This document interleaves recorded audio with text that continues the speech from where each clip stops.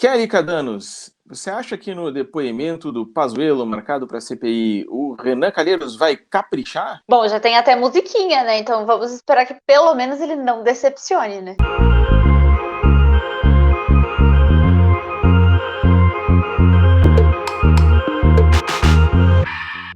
Capricha, Renan, vai, capricha, capricha, capricha, Renan, vai, capricha, capricha. Tá aí então o pedido para o Renan Calheiros caprichar na CPI, Kelly Cadanos. Hoje, quarta-feira, supostamente o menino miliquinho, como diz o nosso colunista aqui, o Thiago Recchia, o Pazuello depõe na CPI e todo mundo pedindo para o Renan caprichar. O que você acha que dá para esperar desse depoimento? Bom, primeiro eu queria agradecer você, Galindo, por me apresentar essa obra de arte, que até o momento de gravar esse vídeo eu ainda não tinha conhecimento. Então eu queria te agradecer por essa introdução, né, a essa maravilhosa peça de arte. Mas enfim, né, voltando aqui a gente a falar sobre o depoimento do Pazuello, é um depoimento que é muito esperado, né, tanto que o ex-ministro já era esperado para 2 semanas atrás, acabou desmarcando com aquela desculpinha de tô malzão hoje, né? Enfim, acordei malzão, peguei Covid, não peguei, não sei. Então, acabou desmarcando e conseguiu um habeas corpus para ficar em silêncio e não se incriminar. Mas o habeas corpus concedido a ele pelo Supremo Tribunal Federal não fala nada sobre ele incriminar terceiras pessoas. Então, é isso que mais se espera na CPI hoje, né? Fora o circo, obviamente, que vai estar todo armado o dia inteiro, vai ser um dia inteiro de leads e manchetes, né? Bombásticas, por causa desse depoimento, que é muito aguardado, sim, né?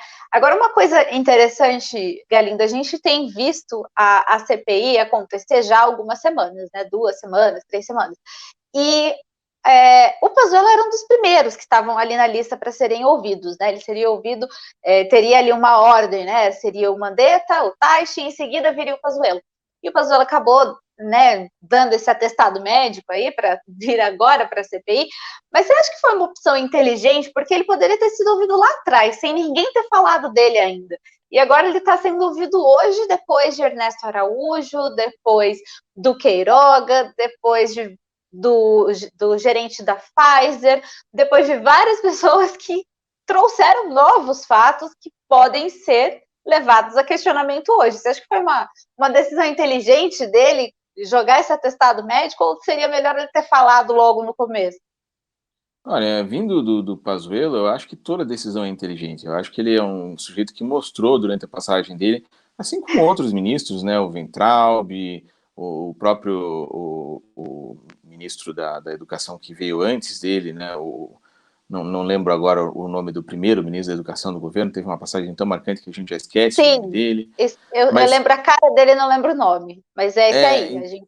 Então, esse pessoal, por exemplo, o Pazuello é um especialista em logística, né? Então eu tenho certeza que ele deve estar tendo um pensamento estratégico aí que a gente não é capaz de compreender, mas que na cabeça dele está funcionando muito bem, assim como funcionou muito bem a vacinação, toda a questão da prevenção, tudo funcionou muito bem durante a passagem dele. Funcionaram todos muito bem, a gente não jogou fora nenhum teste, imagina que isso ia acontecer. Lógico que não, né? Imagina. Então eu tenho certeza que... eu acho que a gente... E eu não acho que essa seja uma exclusividade para Pazuello, né? Eu acho que é o governo como um todo, ele opera numa lógica que está muito além da minha compreensão. Eu admito que em alguns momentos eu fico... Qual é a estratégia? Porque não é possível que não tenha uma estratégia, né? Óbvio que tem uma estratégia, a gente só não conseguiu definir ainda qual é, mas tem, né? Não é possível que não tenha. É mais ou menos quando você está vendo um filme do David Lynch, assim, às vezes, né? Você está vendo aquela coisa que de repente, assim, não tem banda e a banda tá tocando, tem umas coisas meio, assim, misteriosas. Só que o filme do David Lynch, enfim, né? Em tese, é um pouco superior em várias questões. Mas falando do Pazuello, falando sério, né? Ele é um sujeito estratégico, né, para a CPI, porque ele foi o ministro que ficou à frente do Ministério da Saúde durante a maior parte da pandemia, e foi durante a gestão dele que a coisa degringolou de vez, né? Já vinha mal, né? O país já teve problemas desde o começo, mas o Mandetta pelo menos tinha uma postura um pouco mais combativa em relação ao negacionismo do governo, né? O Taish nem chegou a fazer nada ali, né? Chegou, já saiu, foi só um... Ele não achou nem a bate e mesa volta. dele. Não deu tempo nem de achar a mesa dele no ministério. Provavelmente, se ele tiver que voltar lá, ele não lembra o caminho. Assim. Agora, no caso do Pazuello, não, ele ficou mais de um ano e fazendo besteira atrás de besteira. Então, é o depoimento mais importante, fora do presidente, que provavelmente não irá falar a CPI por motivos óbvios, né? Então, ele é o sujeito que tem que responder por isso. Agora, o cara já deu a entender que não vai falar nada, até porque ele tem todos os defeitos do mundo, mas parece que falta de lealdade não é um deles, né? Então eu acho que ele vai fazer aquela coisa mesmo da omertá, né? De ficar em silêncio em nome do companheiro máximo dele, que é o presidente.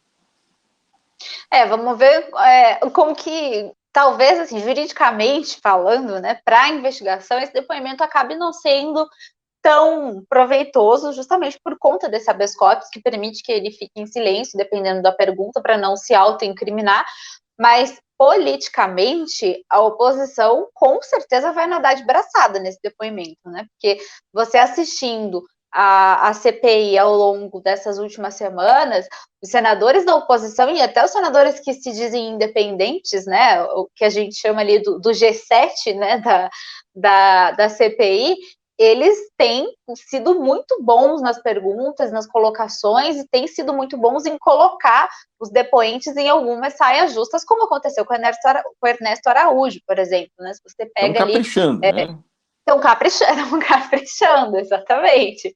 Então, se você pega o depoimento do Ernesto Araújo, a parte em que o Randolfo Rodrigues está fazendo as perguntas, o Randolfo é líder da oposição, ele está muito bem preparado para fazer esse jogo de cena, inclusive, né? Não só da parte da investigação, mas também aquele joguinho de cena que vai para as redes sociais, que vira meme, que vira trending topics no Twitter. Então, pelo menos essa parte, eu acho que a oposição vai nadar de braçada nesse depoimento do Pazuello, né? Agora, se vai ajudar alguma coisa na investigação em si, aí já são outros 500, né? Até porque a gente já sabe mais ou menos bem o que foi que aconteceu, né? Agora, lógico, tudo isso tem, em parte, como objetivo, mostrar, deixar claro, até para desgastar a imagem do presidente e do governo, para mostrar, olha, né, não podemos reeleger, e é disso que se trata, um presidente que teve esse tipo de atuação durante um morticínio absurdo que está acontecendo no país. E aí a gente entra em outra questão, né, Kelly, que é o fato de as pesquisas estarem indicando que, seja pela CPI, não seja pela CPI, seja pela Covid, não seja pela Covid, a popularidade do Bolsonaro está naufragando, né? Tá, desde agosto do ano passado, a popularidade do presidente Jair Bolsonaro só desce, né? Segundo, pelo menos, a métrica do Datafolha, né? Ele estava, em agosto do ano passado, estava com 37% de aprovação, e na pesquisa que saiu agora recentemente, né? Essa pesquisa de maio, ele está com 24%, é o menor índice de aprovação desde o início do governo. Começou o governo com 30% de aprovação, que também já não é um grande feito, né? Porque para início de governo, pós-eleição, uma eleição que foi tão polarizada, né? Uma eleição que foi tão disputada, ele começar o governo com 30% já também não é um grande feito do governo, mas chegar a 24% é um sinal de alerta, assim, né? Porque além dos 24% de aprovação que ele tem 45% de reprovação, que também é um índice que está numa tendência de alta, né? Então, sim de se ligar ali o alerta vermelho, né? O sinalzinho amarelo, e isso a gente está vendo que o governo está tentando fazer, né? Ele está tentando criar inúmeras cortinas de fumaça desde a divulgação dessa pesquisa, principalmente porque ela traz também alguns resultados eleitorais para 22, né, algumas prospecções, e aí o presidente já está soltando toda sorte de impropérios que ele tem guardada na gaveta, né, para tentar reverter essa situação, ou pelo menos tirar o foco desses números, né? Essa semana, por exemplo, o presidente disse que ele é imorrível, né? Ele tem soltado aí essas pérolas, né? Que volta e meia ele joga por aí, como uma cortina de fumaça para desviar a atenção do que realmente importa, né? Nesse caso, não só a popularidade dele descendo, como também a CPI da pandemia, né? Você é uma lady, então você ficou só no imorrível, mas ele falou que ele é incomível também, né? O que é típico de um presidente que lá atrás, antes de ser eleito, quando foi questionado sobre como usava a verba de moradia do Congresso, já que ele já tinha uma casa, ele disse que, como ele estava, na época, solteiro, ele usava o dinheiro para comer pessoas. Então, é um sujeito que, como você disse, né, tem aí a sua caixa de ferramentas com ferramentas bastante contundentes. Agora, a gente está vendo, né, que eles tentam reagir a essa situação, tanto a CPI quanto a baixa popularidade, os problemas da economia, que talvez sejam, do ponto de vista de muita gente, o mais grave, né? Mas a reação deles é sempre verbal, né? É sempre na base da boca para fora. Mas eles não capricham, né? Assim, se perguntar assim, o que o governo fez de fato para melhorar a vida das pessoas nos últimos 13, 14 meses de pandemia, fora o auxílio emergencial, é difícil você dizer, né? E não é aqui uma perseguição ao governo, nem nada, mas o que de fato tem, assim, o Requião, né, nosso governador aqui no Paraná, fez uma campanha que ele dizia assim, mostre um programa do Beto Richa que está funcionando, se você lembrar um programa do Beto Richa que está funcionando, eu te dou uma barra de ouro. No caso do Bolsonaro, tem um pouco isso, né? O que está funcionando no governo? E se você for parar para pensar ainda no auxílio emergencial, o auxílio emergencial ele teve mais o dedo do Congresso do que do próprio governo. Porque o governo queria dar um auxílio emergencial irrisório e aí negociou, graças à pressão do Congresso, que chegou ao valor de R$600 que foi pago ao longo do ano passado. Então, mas o governo, pelo menos, ficou com o crédito, né? E conseguiu, com isso, ganhar alguma popularidade ali naquele momento.